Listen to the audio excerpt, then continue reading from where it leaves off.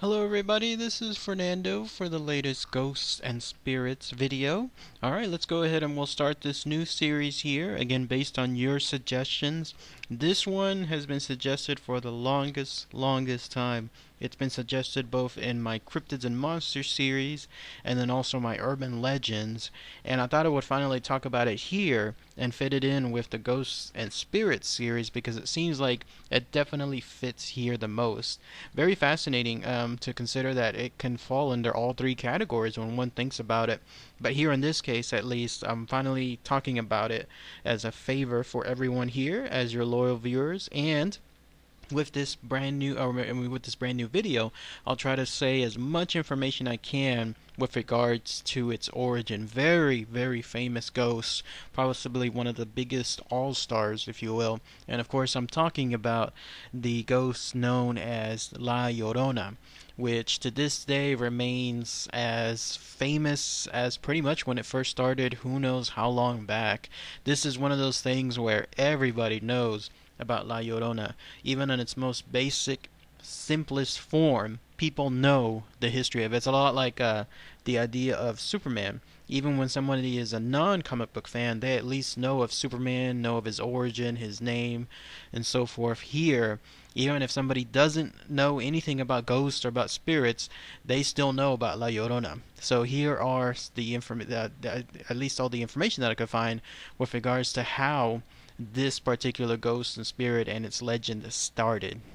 Now, La Llorona has various interpretations as to what it is and where it came from. I'll discuss what is the most common one here in a minute, but first let's talk about the name. Obviously, La Llorona is a direct Spanish translation of the weeping woman, and the main reason for this is because her most prominent stance, the most prominent encounter that people have with La Llorona, is seeing this lonely woman, always dressed in white, usually having some kind of frazzled hair or some kind of unkempt hair, wandering the banks of some watery way looking for somebody, or in some cases looking for something. And as they do so, the people that encounter her, they hear her crying first. Maybe they hear her before they even see her, and it's always the same. It's some loud wails of some sort, trying to call to somebody, and that's when people either just continue to just hear her, or finally they see her apparition altogether. Now, where La Llorona first started, you have to go back in time to quite a ways. In fact, if you're following the idea of La Llorona being, let's say, several origins, one aspect seems to be that it is a goddess of some sort. It's in fact Aztec folklore. There's some goddess. Oh, this is a name. It's called Cihuacoatl, I believe is the name of the goddess, and that seems to be kind of like a loose variation of where La Llorona came from. Not much information though on that one because it just seemed a little too loose. I didn't want to talk about it much here. But if we go towards an actual person, then this is where it gets interesting. Although this person here, the information is quite fascinating, but the thing that people seem to tie La Llorona to this woman, as far as I can tell, didn't really exist. And here's what I mean.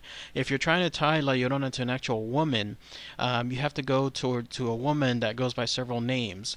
Her most common name is La Malinche, but she also had a regular original name called Malinali, and then later an updated, like translated name called Doña Marina. And who she was she was somebody that was there back in the 1500s, late 1400s or so.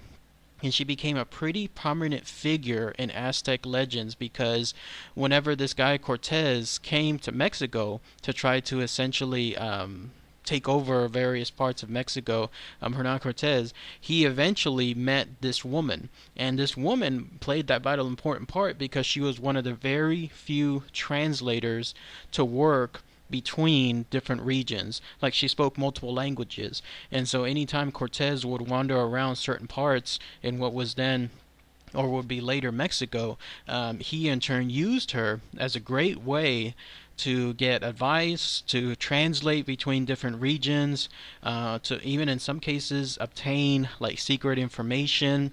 And she was very, very prominent because of this. Now, there are various versions of this story, but the main factor is this. Apparently, she did have she was like a mistress of sorts with Cortez, even though she would eventually marry some other guy and then have another kid with them and then live and die with that other person, with that other husband. Eventually, she was a mistress to Cortez and gave a birth to his son named Martin. Now, where the legend goes, and this is where things kind of stray off into a false status, is this. If you consider the most common thing tied to La Malinche and how she became the legend of La Llorona, you have to take into account that Cortez later on either betrayed her or decided, you know what, I don't want you as a mistress no more, and so I'm going to go with another mistress. And so out of revenge, she in turn murdered his son, in this case Martin. And then later, of course, she felt betrayed, like she was completely depressed because of it, and so she ended up killing herself. But as far as I could tell, there was nothing like this. I mean, obviously she had the son Martin, but all the information that I looked at, she never murdered anybody. In fact, she went on to marry someone else, a guy by the name of Juan something.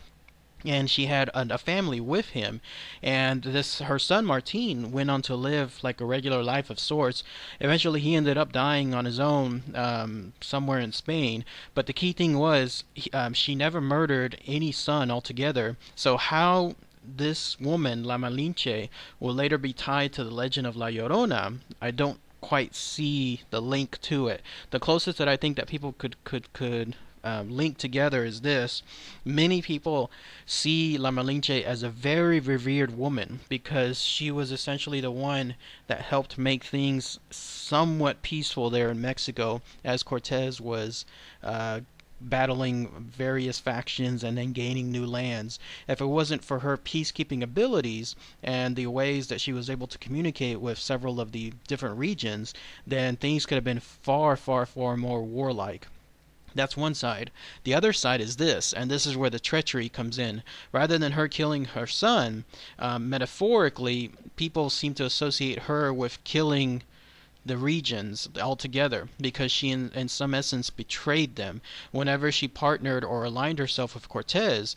And this is still a loose link too, because in some cases she had no choice. Based on what I was reading, she was sold by her own people to Cortez, and so she was basically a slave and had to be doing essentially whatever they wanted to her. But in any case, with her acting as the translator and with her being able to communicate with so many others, and in some cases present information almost like an espionage of sorts, people see her as a traitor. So in essence, she killed certain parts of what was now Mexico, or certain regions of what is now Mexico, her people, because of what she did and what she aligned with Cortez. That's the only link that I could find with her being in some way tied to La Llorona, where now she's weeping so sad about what she did to her people, and then that's why she forever haunts certain regions of this world, trying to find something but not being able to do so. That's the closest thing as far as an actual person being linked to La Llorona. Now, the most common, very, very most common legend tied to La Llorona is this. There is a person by the name of Maria who eventually became La Llorona. But before I even go into this information, it's important to mention there's no historical record of any kind of this person being alive or any kind of circumstances as far as a actual name, like a full name or location, photographs, drawings, anything like that.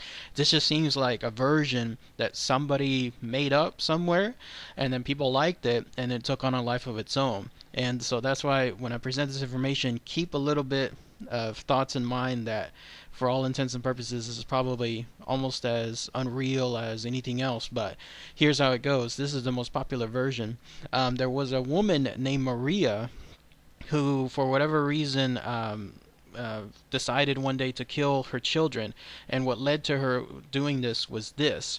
There was the idea that she was very, very beautiful. She was born to a poverty-stricken family, very, very poor, but one thing that made her stand out was her unmatched beauty. I mean, she was absolutely stunning.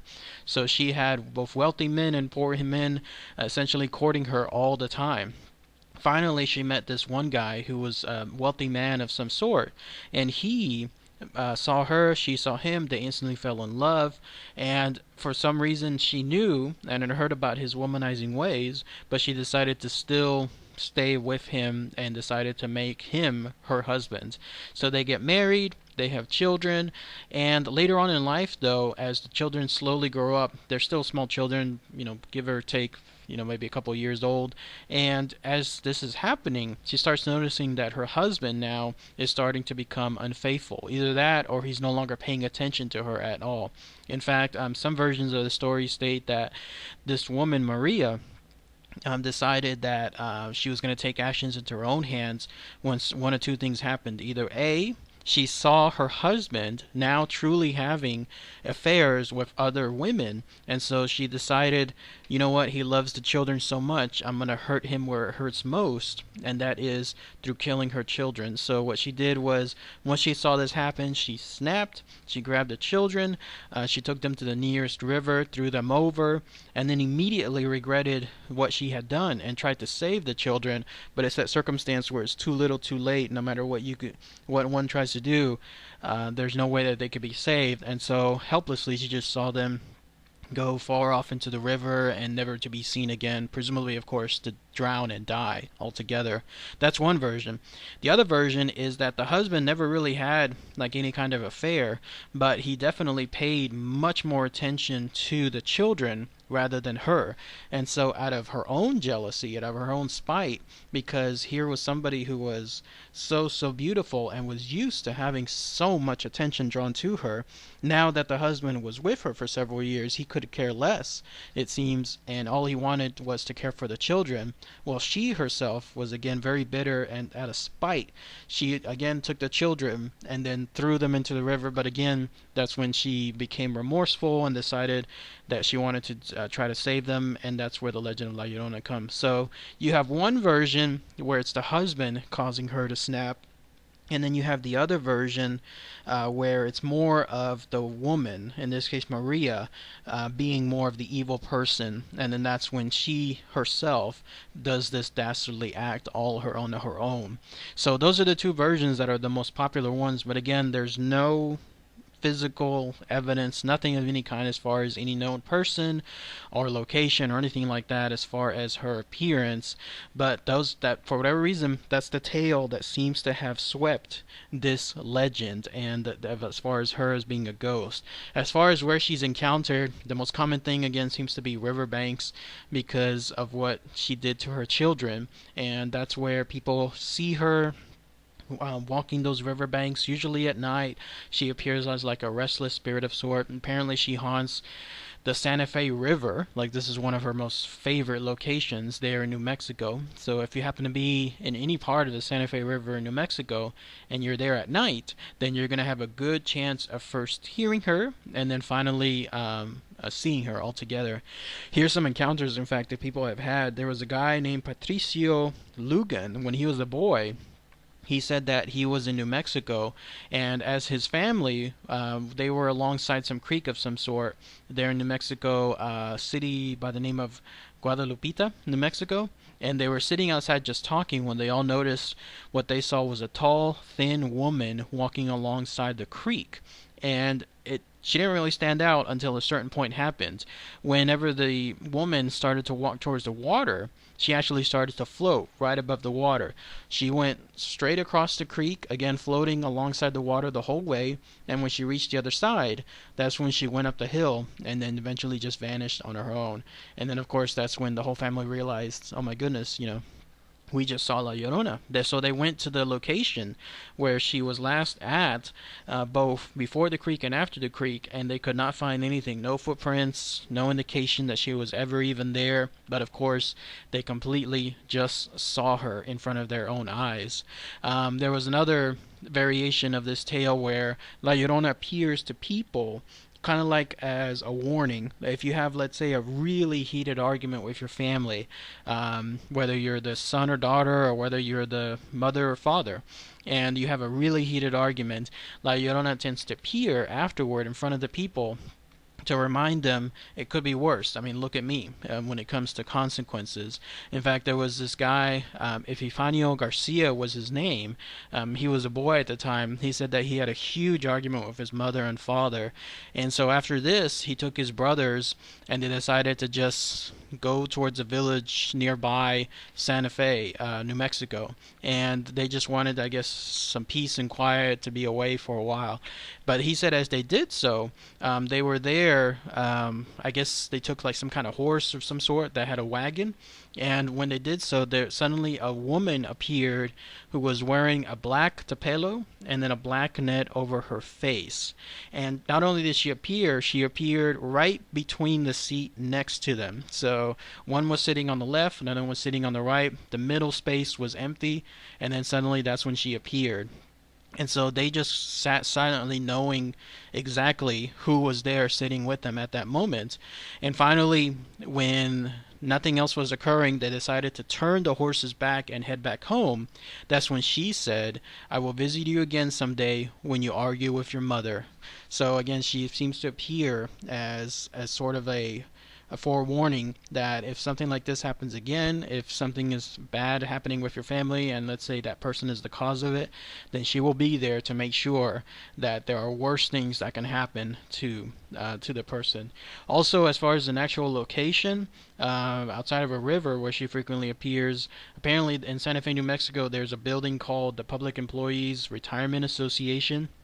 And it was a building that's built on land that used to house a Spanish Indian graveyard. And many people that are there state that they usually hear her cries sounding off through the hallways, even though, of course, nobody is there at the time, and that they usually feel some kind of unseen hands pushing them while they're in some kind of stairway of some sort. So that's another location that apparently she appears at all the time. So if anyone is there in New Mexico, specifically Santa Fe, and knows about these little areas, or conversely, obviously with her having such a huge status, people report her everywhere. I mean, there are tales of her being in Texas, other states outlining the bottom parts of the U.S.-Mexico border. So if anyone has any other tales that they could say as well about encounters or any other experiences, that would definitely be great to hear. So, alright everybody, thanks again as always. Take care.